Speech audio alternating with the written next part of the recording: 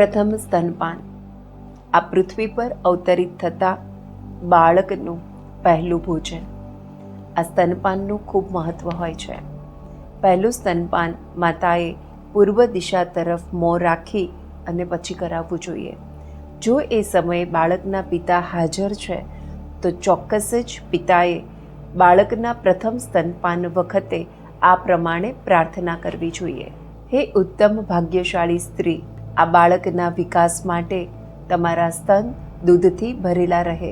હે સુંદરી, જેમ દેવલોકોએ અમૃતપાન કરીને દીર્ઘ આયુષ્ય પ્રાપ્ત કર્યું હતું, તેવી જ રીતે આ નવજાત શિશુ પણ તમારા દૂધનું પાન કરીને દીર્ઘ આયુષ્યને પ્રાપ્ત કરે.